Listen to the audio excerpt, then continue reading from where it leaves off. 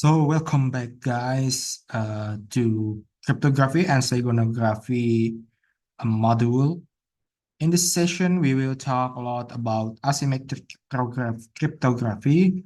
So we are going to refresh previous session before we go into the asymmetric cryptography.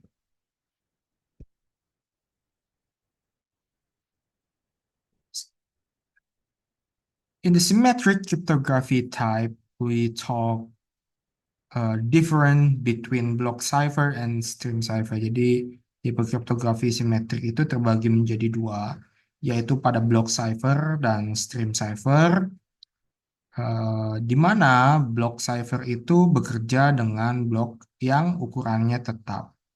So the cipher algorithm work at the same block and same size at the same size. Jadi ukurannya blok 8, maka dia akan juga menggunakan 8 plaintext yang dienkripsi sekaligus. Nah, usually the interface that operate using encryption or decryption will handle the length of more length of data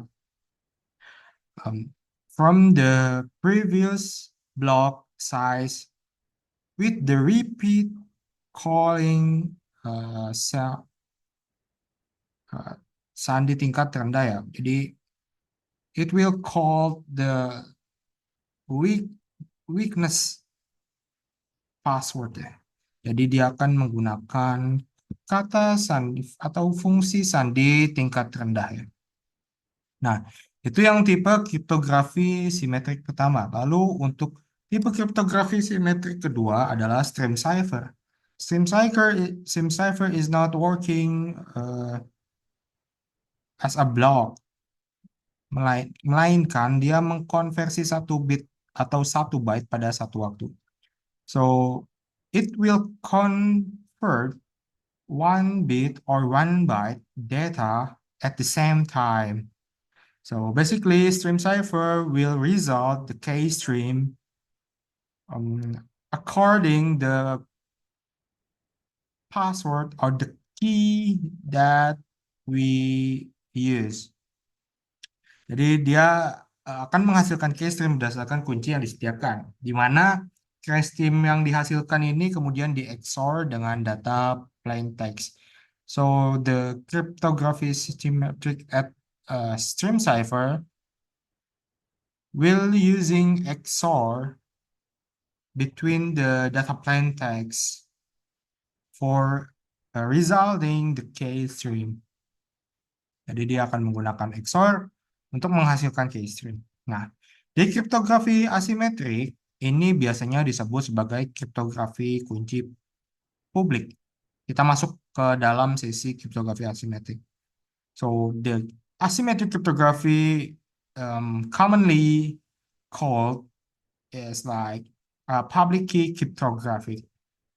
Ini adalah metode kriptografi paling populer yang digunakan untuk mengenkripsi dan mendekripsi pesan untuk menyediakan keamanan data di sebagian besar jaringan komunikasi. Sepasang kunci yang berbeda digunakan, yaitu kunci publik dan kunci private. So, kedua kunci ini unik dan saling terkait satu sama lain. Kriptografi asimetris itu dapat digunakan untuk mengenkripsi pesan dengan menggunakan kunci publik atau menghasilkan tanda tangan digital, di mana di tanda tangan digital itu akan menggunakan kunci private. Nah, dalam kasus tersebut, kunci private digunakan untuk mendekripsi pesan yang terenkripsi dan memverifikasi pesan yang ditandatangani secara digital. So the asymmetric cryptography is cryptographic methods that's so popular. We usually use to encrypt and decrypt the message to provide the security of the data in the half of network communication. Nah, gitu ya teman-teman ya. Kemudian kita bisa lanjut ke kriptografi asimetrik di kehidupan kita sehari-hari. Nah, asymmetric cryptography use pair of public and private key to encrypt and decrypt data. Messages are encrypted with the public key but can only be decrypted with the corresponding private key. The client and server share their public key with each other but keep their private keys private. When the client sends a message to the sender, it encrypts the message with the server's public key, and the server uses its private key to decrypt the message. The same thing happens in the reverse. When the server sends a message to the client, the server encrypts the message with the client's public key, and the client uses its private key to decrypt the message from the server. Since neither the client nor the server need to share a secret key, and their public key don't need to be shared securely. Asymmetric cryptography works well in hostile environments like the open internet, but asymmetric cryptography can be order of magnitude more computationally intensive than symmetric cryptography. Jadi asymmetric cryptography ini menggunakan sepasang kunci yaitu public dan private key. Nah, sebelumnya kita di asymmetric cryptography itu dia menggunakan hanya satu kunci aja teman-teman. Di mana pesan itu akan dienkripsi menggunakan public key, kunci public, but can only be decrypted. Nah, tapi hanya bisa didekripsi dengan private key yang sama di mana si klien dan server ini klien dan server berbagi kunci publik mereka dengan satu sama lain, tapi mereka menyimpan kunci private, menyimpan kunci private masing-masing. Ketika klien mengirimkan pesan ke server, pesan itu akan dienkripsi dengan kunci public server. Dan si server akan menggunakan kunci private untuk mendekripsi pesan. Ini sama seperti kita membalikannya, mengirim terbalik. Ketika server mengirim pesan ke klien, jadi si server akan mengenkripsi pesan dengan si klien public key. Kuncinya public client ya. Dan si klien ini menggunakan private key-nya untuk mendekripsi pesan dari server. Nah, jadi baik itu klien ataupun server itu harus membagikan uh, public key-nya gitu ya. Tapi tidak membagikan private key-nya. Private key-nya mereka simpan. Biasanya ini digunakan pada suatu jaringan transmit data, pada komunikasi jaringan, dan juga tanda tangan digital, teman-teman. Nah, di public key infrastruktur, kira-kira seperti ini ya tadi yang saya jelaskan ya, teman-teman ya. Nah, public infrastruktur ataupun sertifikat dan sertifikat authority. Jadi public key infrastruktur dan sertifikat authority adalah dua hal yang berbeda, yang dimana ini eh, memiliki peran penting di dalam asymmetric cryptography. Nah, ini merupakan komponen yang ada di sistem keamanan yang menggunakan kriptografi asimetris untuk mengolah dan mengautentikasi kunci publik. So, the public key infrastructure and certificate authority is the most important component at the security system that using asymmetric cryptography to handle and authenticate the public key. And then what is the public key infrastructure? Jadi public key infrastructure atau PKI adalah kerangka kerja yang mengelola, mendistribusikan, dan memverifikasi kunci publik dan sertifikat digital. PKI ini akan mencakup seluruh proses yang memungkinkan komunikasi yang lebih aman di jaringan publik. terutama melalui enkripsi dan tanda tangan digital. Nah, fungsi PKI ini memungkinkan verifikasi identitas entitas seperti pengguna, perangkat, atau server melalui penggunaan sertifikat digital. Nah, PKI itu terdiri dari beberapa komponen seperti sertifikat authority atau CA, kemudian sertifikat digital, kunci publik, dan private. Kemudian juga ada protokol yang menjamin keamanan dan kepercayaan dalam suatu jaringan ya. So, the PKI is a framework that handle, distribute, and verify the public key and also the digital certificate. PKI, it's the whole thing process that probably used to secure communication in the public network, especially through the encryption and the digital signature. For the function of PKI or public key infrastructure, that it commonly used to verify the identity of entity like a user or client, and then device or server through the using of digital certificate. So it will create the communication more secure and provide that the data only accessible by uh, the verified of receiver. Jadi dia akan data hanya bisa diakses oleh penerima yang sah. The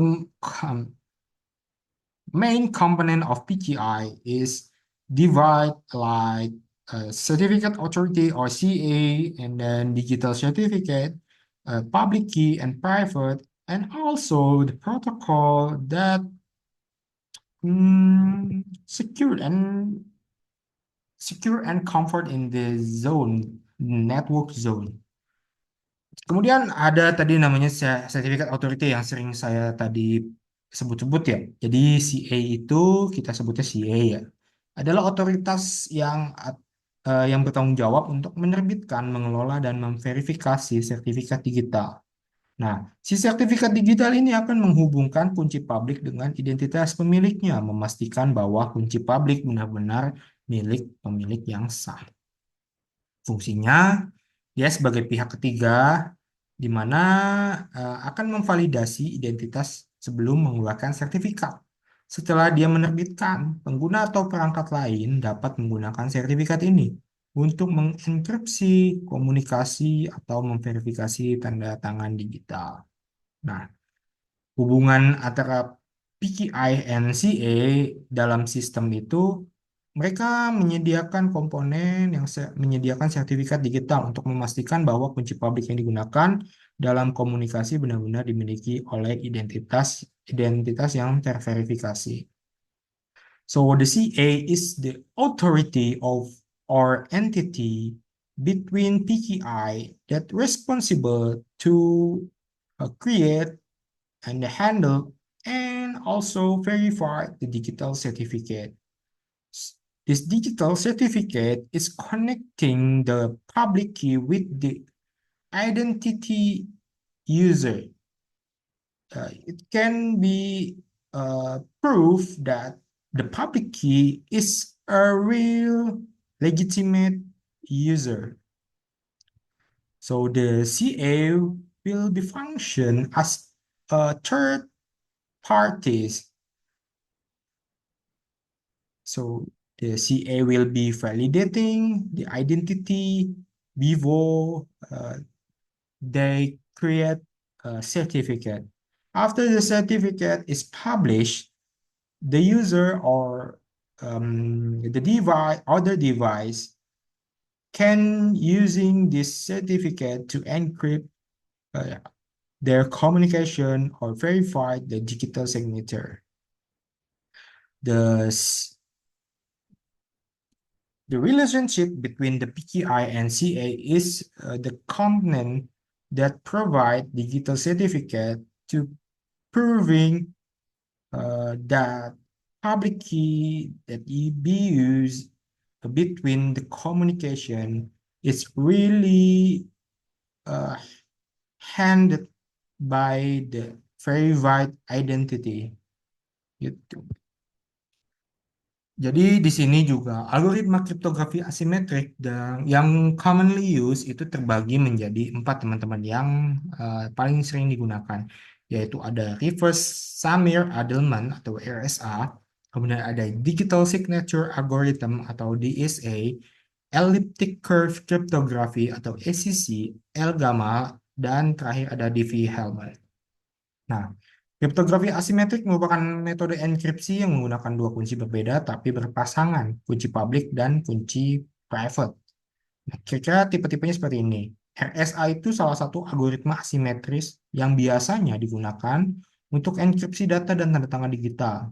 Keamanannya tergantung pada eh, kunci yang digunakan. Jadi RSA itu ada banyak ya kuncinya ya. Kemudian ada DSA, Digital Signature Algorithm.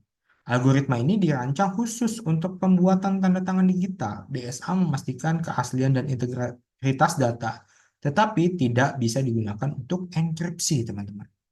Kemudian ada ECC, dia menggunakan kurva eliptik untuk membentuk kunci yang lebih kecil dengan tingkat keamanan yang sama dengan kunci yang besar di algoritma seperti RSA.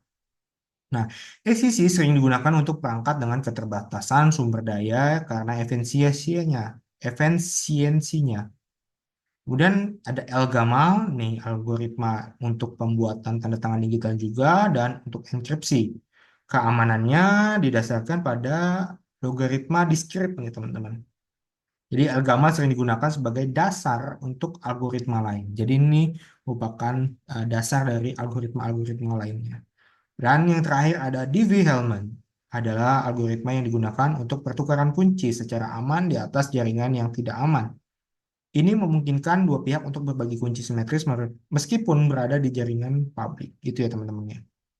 Jadi kita bisa menggunakan masing-masing algoritma kriptografi ini dengan tujuan yang berbeda-beda teman-teman tentunya. Nah, so this asymmetric cryptography is a method to encrypt that use two different key, but its relationship, namely the public key and also the private key. So the asymmetric cryptography algorithm commonly used divide into the 5 algorithm. First, RSA is reverse Sammer-Adelman. RSA is one of algorithms asymmetric that commonly used to encrypt the data and the digital signature. And the second is digital signature algorithm, or DSA, is the algorithm that specially used to create a digital signature. The DSA, it cannot be used to encrypt the data, but it provides the originality and the integrity of the data in the digital signature. And then the ACC using the elliptic curve that form the last key with the same secure level with the higher in the algorithm like RSA. ACC usually used at the device with a limited resource because its efficiency. And then there is Elgamal. Elgamal is an algorithm usually used to encrypt and then creating the digital signature. Basically, the secure of the algorithm Elgamal is discrete algorithm. Elgamal is a foundation or a fundamental of the other algorithm. And the last one, Diffie-Hellman, is the algorithm that uses to uh, trade the key with secure at the unsecure network. So we will talk for the example of the algorithm reverse Summer-Aldelman RSA. Jadi ini merupakan contoh penerapan algoritma RSA ya teman-teman ya. Di sini eh, penerapan algoritma RSA for the known data is plain text. Saya adalah mahasiswa Unsia. I am an I'm I'm is Unsia student. So the P has a value of 61 and the Q has a value of 53 and the E is the public key and then D is a private key. So the noun of the value like you see at the slide. Jadi kita melihat dari slide ini kalau data ini sudah diketahui kira-kira seperti ini. Kemudian kita ingin melakukan enkripsi pada saya adalah mahasiswa Unsia. So we will calculate the modulus and value using the algorithm RS algorithm where the n equals p kali q. Jadi p kali q kemudian 61 kali 53 sama dengan 3233. Nah, kemudian kita lanjutkan hitung nilai Tothian. Tothian itu rumusnya ya. Jadi bentuknya seperti itu teman-teman, kemudian dalam kurung n. Nah, ini total Tothian-nya itu ada 3120. Lalu kita ubah nih teman-teman ke bentuk numerik ASCII. S itu di tabel ASCII kalau kita melihat sebelumnya itu akan membentuk karakter 83 kemudian A 97, Y 121, A 97, spasi itu 32. Nah, kemudian adalah ini kira-kira seperti ini juga dalam bentuk numerik ASCII. We convert it to ASCII numeric using the ASCII table, and then mahasiswa juga sama. Nanti kita konversikan to the numeric form. Nah, ini unsia juga teman-teman. Kita ubah ya teman-teman ya. Pokoknya enkripsi kita akan menggunakan kunci publik adalah 17 dan 3233. Nah, kira-kira rumusnya seperti ini teman-teman. Jadi ada mode N. C itu is a cipher, the encryption result. M is a message that form in numeric ASCII value. E itu is a public key and N is a modulus. Kira-kira seperti itu teman-teman ya. And then we will encrypt the first word of saya is S character. S character is ASCII 83, jadi kita masukkan ke dalam rumus C sama dengan 83 pangkat 17 mod 3233. Nah, pangkat 17-nya itu dari mana? Itu E ya. E-nya kan kita udah tahu nih kunci publiknya ada 17. Mod 3233 itu adalah N ya. N itu kunci private-nya. Nah, kita bisa menghitung nih 83 pangkat 17 secara bertahap. Kita gunakan eksponen bertingkat untuk mempermudah perhitungan. Jadi ya ini akan sangat panjang. Nah, kira seperti ini lah untuk S itu nanti nilainya ada 2595. Nah, kita lakukan untuk cut huruf-huruf yang lainnya. Jadi kira seperti ini. Kita akan melakukan angka yang sama untuk setiap karakter pesan. Jadi akan dihasilkan seperti ini. S 2595, A 1322, dan spasi 2483. Kemudian kita lanjutkan adalah spasi 2483 juga sama. Dan kira-kira seperti itu ya teman-teman. Dan sampai dengan akhir di unsia. Kira seperti ini. Ini untuk yang tahapan enkripsi teman-teman ya. Untuk enkripsi kita sudah dapat semua ya. Intinya gitu. Lalu kita menggunakan dekripsi untuk kunci private D-nya itu 2753 dan N-nya 3233. So the decryption of SR using the formula N equal C pangkat D mod N, di mana M is a original message that has been decrypted. C is a cipher, yeah, would it be encrypted, and D is a private key, and also N is a modulus. So jadi kita tinggal masukin aja teman-teman ya, kayak tadi ya misalkan ya. Di sini we will decrypt the first letter or character of saya algorithm, di mana where is S word is 2595. So di sini 2595 ini kita pangkatkan 2753 karena tadi kunci public dan kunci private-nya ya teman-teman ya. Nah, kita lakukan perhitungan secara bertahap sampai dengan kita mendapatkan dekripsi semua cipher. Saya adalah mahasiswa Unsia. Jadi RSA ini cukup panjang ya teman-teman ya kuncinya ya. Kalau kita mengetahui kuncinya, kemungkinan besar kita akan mendapatkan mengetahui cara untuk mendekripsi suatu pesan. Jadi kita harus mengetahui dua kuncinya gitu ya teman-teman ya.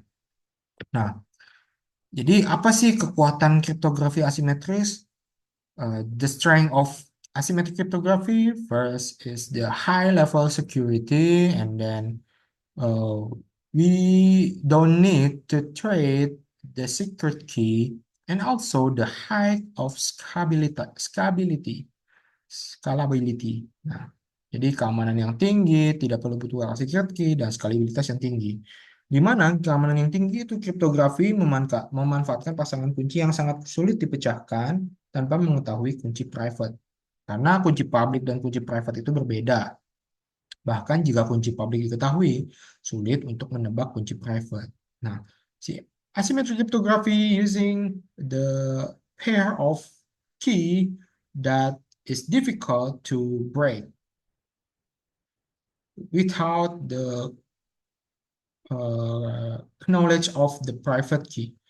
Because the public key and private key is so different, even the public key is known, it will be difficult to know the private key. Nah, itu yang pertama, keamanannya sangat tinggi. Kemudian yang kedua, tidak perlu bertukar kunci rahasia, teman-teman. Uh, because of this public key that can be shared with openly, the user is don't need to trade the secret key. It can be reduced the risk of key compromise that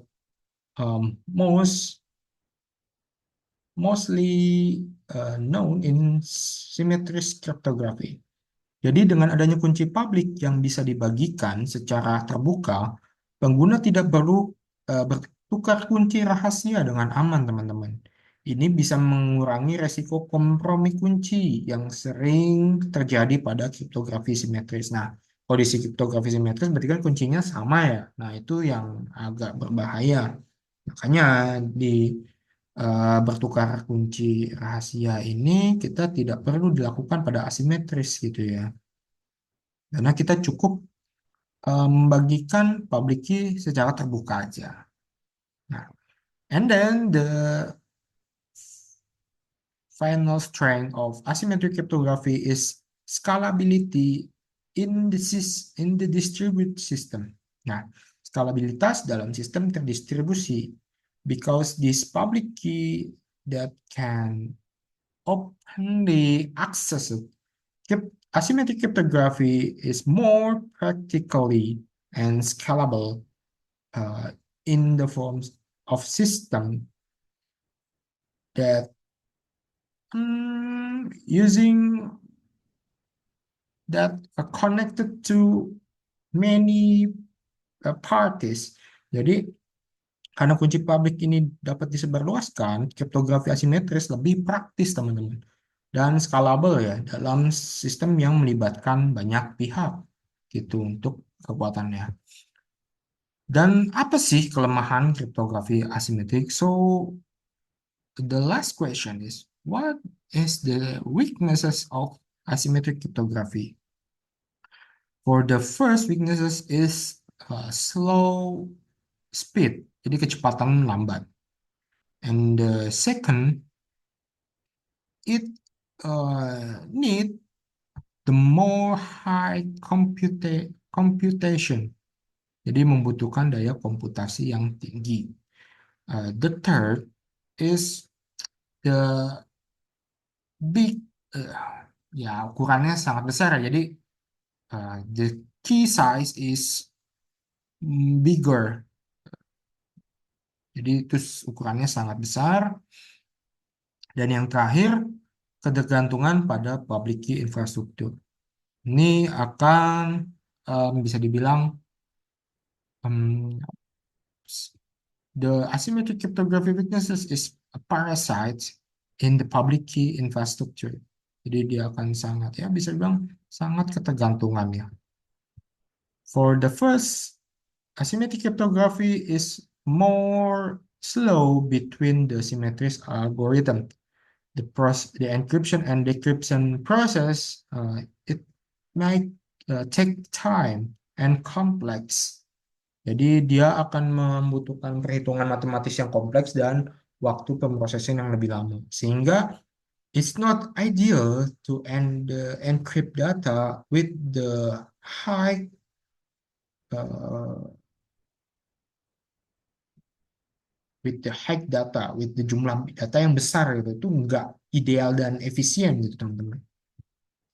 And then the second, kebutuhan daya komputasi yang tinggi. This is asymmetric algorithm need a more high resource computation to resulting and handle the pair of key. It can be problem to device with limited resource like IoT and mobile device. Jadi ini akan sangat menjadi masalah ketika algoritma kriptografi asimetris ini diterapkan pada IoT dan perangkat mobile atau smartphone ya, dengan sumber daya yang terbatas, teman-teman. Lalu yang ketiga, ukuran kunci yang besar. To achieve same high level with the symmetric algorithm, asymmetric algorithm need to have more bigger key, like RSA key using 2048 bit. It's like comfortably same with this symmetric algorithm that has size 128 bit. Jadi kunci RSA dengan ukuran 2048 bit itu hanya seaman kunci simetris dengan ukuran 128 bit. Nah, untuk mencapai tingkat keamanan yang setara dengan algoritma simetris, ini membutuhkan kunci yang lebih besar lagi teman-teman. Karena 2048 bit aja disamakan dengan 128 bit. Nah, yang terakhir ketergantungan. Untuk menjamin keamanan dan autentikasi, kriptografi asimetris ini membutuhkan PKI, public key infrastruktur, untuk mengelola dan mengautentikasi kunci publik. Ini membutuhkan biaya tambahan dan pengelolaan yang kompleks. Jadi, itulah kenapa saya sebut sebagai parasit. Dia sangat tergantung pada PKI. Nah, to provide the secure and the authenticate of the symmetric cryptography usually needed by PKI to handle and authenticate the public key. It needs more cost and complex handle. Jadi dia akan membutuhkan tambahan dan pengelolaan yang kompleks, biaya yang kompleks. Kira-kira seperti itu teman-teman. Baik. Terima kasih teman-teman untuk kesediaannya menonton video ini. Mungkin agak kurang nyaman di telinga, tapi saya harap teman-teman bisa mengerti ya antara perbedaan dengan asimetris kemudian juga simetris kriptografi. Nah, itu dua hal yang berbeda. Simetris itu menggunakan satu kunci, di mana asimetris ini menggunakan dua kunci. Tapi asimetris ini akan bisa berbagi public key ke siapapun dengan secara terbuka. Sedangkan untuk private key-nya ini hanya untuk melakukan dekripsi ke pesan yang diterima oleh si asimetris ini, teman-teman. Sedangkan kalau simetris itu membutuhkan satu key, satu kunci aja untuk membuka dan mengirim atau mengenkripsi dan mendekripsi ya. Kira seperti itu, teman-teman. Semoga teman-teman bisa memahami ini dengan lebih baik ketika teman-teman mencoba dan melihat secara bertahap tahapan-tahapan yang ada di PPT saya yang saya upload di LMS. Terima kasih teman-teman atas kesediaannya menonton pada sesi 5 kali ini. Kurang lebihnya mohon maaf. Bila itu wal hidayah. Wassalamualaikum warahmatullahi wabarakatuh.